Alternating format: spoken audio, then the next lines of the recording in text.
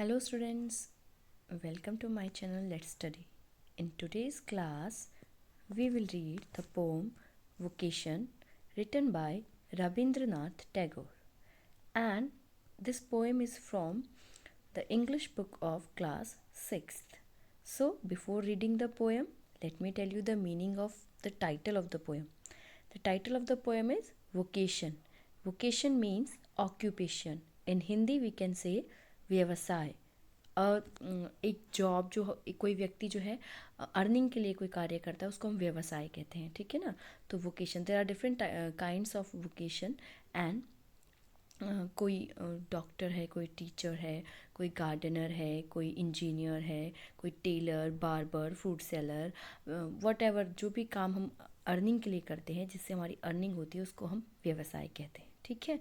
तो ये जो पोएम है इसका टाइटल भी हमारा वोकेशन है, विच मीन्स व्यवसाय या ऑक्यूपेशन। एंड इसे लिखा है रविंद्रनाथ टैगोर ने।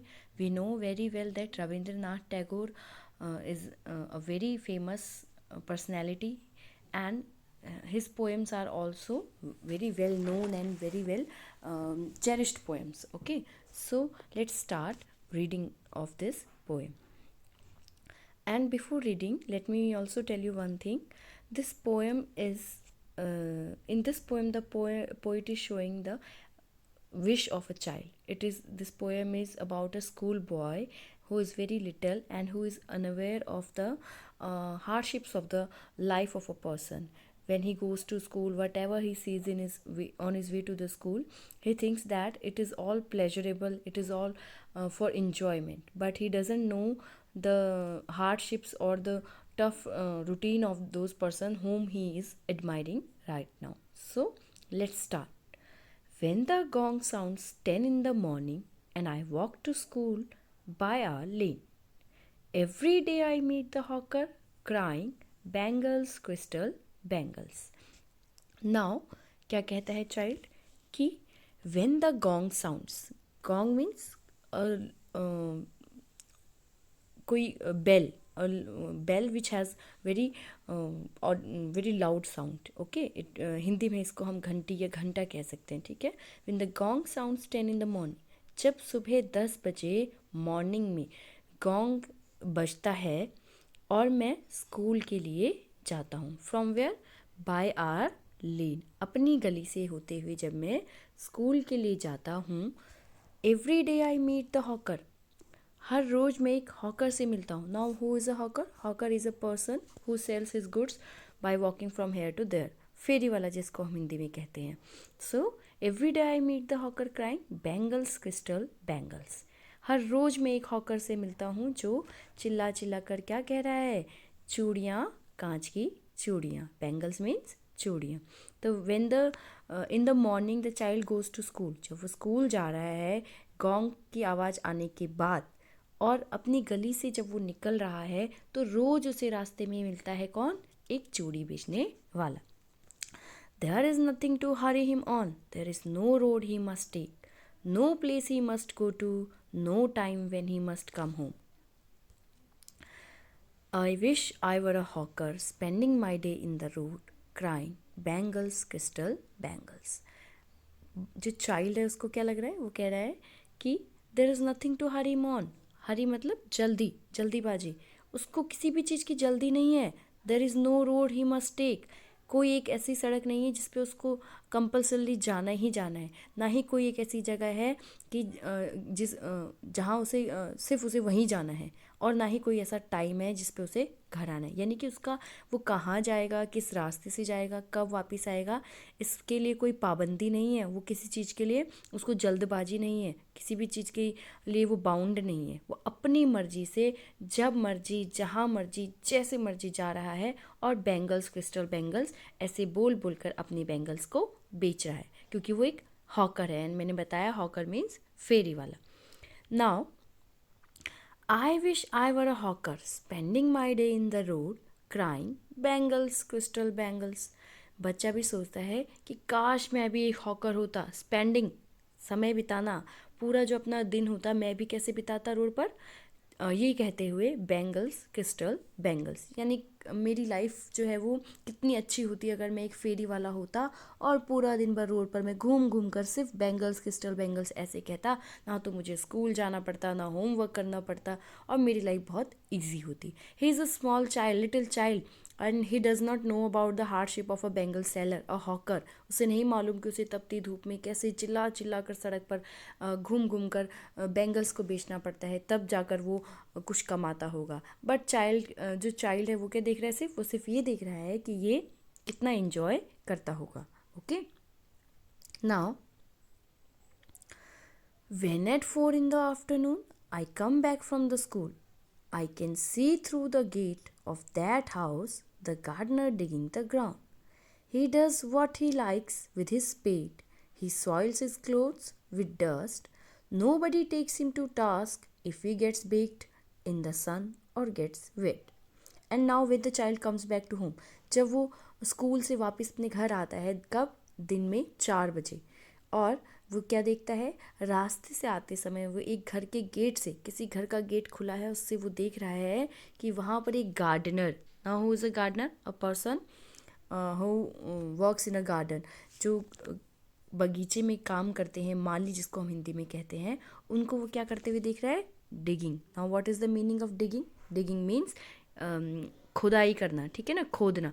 तो एक गार्डनर को जो है वो खुदाई करते हुए देख रहा है ग्राउंड में. एक घर के गेट से उसे दिख रहा है कि कोई गार्डनर ग्राउंड को खोद रहा है, और वो अपनी स्पेड से जो उसका मन करता है वो करता है. Now what is spade? Spade means कुदाल या फावड़ा. और अपने कपड़े जैसे चाहे वैसे गंदे करता है. सॉइल्स मतलब मैला करना. कि जो गार्डनर है वो ग्राउंड पर बैठकर अपनी कुदाल से ग्राउंड को खोद रहा है, और उसके कपड़े मिट्टी से, धूल से गंदे हो रहे हैं, पर फिर भी कोई जो है उसे कुछ भी नहीं कहता है, चाहे वो धूप में तपता रहे या फिर वो पसीने से या बारिश से गीला हो जाए. उसे कोई भी रोकने टोकने वाला नहीं है. उसकी जो लाइफ है वो कितनी अच्छी होगी. ऐसा किसे लगता है? चाइल्ड को. उसे लग रहा है कि एक गार्डनर जो है अपने कपड़े गंदे कर रहा है और उसे कोई भी जो है कुछ नहीं कह रहा है. Now I wish I were a gardener digging away at the garden with nobody to stop me from digging. Now what does the child wish? The child wish कि वो भी एक गार्डनर होता तो पूरा दिन वो भी जो है गार्डन में डिगिंग करता और कोई भी उसे नहीं रोकता. यूजुअली हम देखते हैं कि बच्चे जब मिट्टी में खेलते हैं तो पेरेंट्स उन्हें मना करते हैं कि कपड़े गंदे हो जाएंगे, नील्स गंदे हो जाएंगे, मिट्टी में नहीं खेलते हैं, ऐसा नहीं करते हैं. बट चाइल्ड को क्या लगता है कि काश वो गार्डनर होता, तब उसे कोई भी जो है मिट्टी में खेलने से मना नहीं करता, और वो दिन भर जो है मिट्टी में खेलता और अपने कपड़े गंदे करता. Now just as it gets dark in the evening and my mother sends me to bed, I can see through my open window the watchman walking up and down. The lane is dark and lonely, and the street lamp stands like a giant with one red eye in its head. Now it is the night time, and the poet's mother asks him to go to bed to sleep. है, and वो क्या करता है, वो कह रहा है कि जैसे ही अंधेरा होता है और मेरी मदर मुझे सोने के लिए भेजती हैं, I can see through my open window, मैं अपनी खिड़की जो खुली हुई है वहाँ से एक वॉचमैन को देखता हूँ. एक वॉचमैन जो है वो कौन होता है? चौकीदार, जो हमारे घरों की रखवाली करता है रात को. What is he doing? He is walking up and down. वो ऊपर नीचे जा रहा है. And the lane is dark and lonely. Lonely मतलब अकेली, खाली, सुनसान. जो गली है वो बिल्कुल अंधेरी और शांत है, कोई भी वहाँ पर दिखाई नहीं दे रहा है. एंड जो स्ट्रीट लैम्प है वो कैसा लग रहा है? स्ट्रीट लैम्प कैसा लग रहा है? It stands like a giant with one red I in its head. वो एक बड़े से जाइंट की तरह लग रहा है. Now what is the meaning of giant? Giant means कोई राक्षस, कोई बड़ा सा दानव, अ ह्यूज पर्सनैलिटी. उसकी तरह जो है स्ट्रीट लैम्प दिखाई दे रहा है. And the watchman swings his lantern and walks with his shadow at his side and never once goes to bed in his life. Child देखता है कि वॉचमैन ने अपने हाथ में लैंटर्न ले रखा है. लैंटर्न मीन्स लालटेन, ठीक है. And he is swinging it, वो अपनी लैंटर्न को चलते समय स्विंग कर रहा है, इधर उधर झुला रहा है, जिससे उसकी जो शेडो है उसके बगल में बन रही है, वॉचमैन की जो छाया है, परछाई उसके बगल में बन रही है लैंटर्न की लाइट के कारण। एंड ऊपर नीचे वो गली से गुजर रहा है। और and never once goes to bed in his life, वो जो वॉचमैन है वो कभी भी जो है अपनी लाइफ में सोता नहीं है। ऐसा किसको लगता है? चाइल्ड को। द चाइल्ड थिंक्स कि जो वॉचमैन है वो रात भर बस लैंटर्न लेकर घूमता रहता है, वॉकिंग अप एंड डाउन, और उसको कोई काम नहीं है, और ये बहुत इंजॉयबल है, बहुत इसमें अच्छा लगता होगा, बहुत फ़न है, और उसको सोने भी नहीं जाना पड़ता है, क्योंकि जो चाइल्ड है उसकी मदर उससे एक सर्टेन टाइम पर कहती होंगी कि जाओ अब सो जाओ, अब सोने का टाइम हो गया। बट उसको लग रहा है कि वॉचमैन वो तो सिर्फ लैंटर्न लेकर ऊपर नीचे घूमता रहता है, कोई भी उसको सोने के लिए नहीं कहता है। इसका मतलब वो अपनी मर्जी से पूरी रात भर घूम रहा है। But the child is again unaware that the watchman is working very hard to earn some money, है ना, it is his job. So now what he says, chasing the shadows with I wish I were a watchman walking the streets all night, chasing the shadows with my lantern. The child also wants कि काश वो भी एक watchman होता, तो वो भी जो है हाथ में लैंटर्न लेकर गली में घूमा करता और पूरी रात ऐसे ही बिताता, ना तो उसे कोई सोने के लिए कहता और ना ही कोई उसे अंधेरी में घूमने से डर लगता. So this poem basically shows the imagination of a child, कि उसे अलग अलग जो हॉकर्स हैं, अलग अलग जो लोग जो काम कर रहे हैं, उनको देखकर उसके माइंड में क्या फीलिंग्स आती हैं एंड वो उनके बारे में क्या सोचता है, और वो वही बनना भी चाहता है. क्यों? क्योंकि वो बहुत छोटा है और उसे अभी समझ नहीं है कि एक हॉकर होना, एक गार्डनर होना, एक वॉचमैन होना जो है कोई आसान काम नहीं है. हॉकर जो है दिन भर चिलचिलाती धूप में यहाँ वहाँ घूमकर अपना सामान बेचता है और फिर पैसे कमाता है. वैसे ही गार्डनर को भी कड़ी धूप में या बारिश में जो है मिट्टी में काम करना पड़ता है, और जो वॉचमैन है वो रात भर ठंड में जो है घूम घूम कर लोगों को जो है अवेयर करता है या उनके घरों की रखवाली करता है, तब जाकर वो कुछ पैसे कमाता है. But the child he is very innocent and वो सिर्फ क्या देख रहा है कि they are doing whatever they want, they are living their life freely. उनका कंट्रोल उनकी लाइफ के ऊपर है, वो अपनी मर्जी से अपनी ज़िंदगी जी रहे हैं, जहाँ उनका मन कर रहा है वहाँ जा रहे हैं और वैसे रह रहे हैं. But he is not aware that they are doing all this to survive. They all are doing these things to earn some money so they can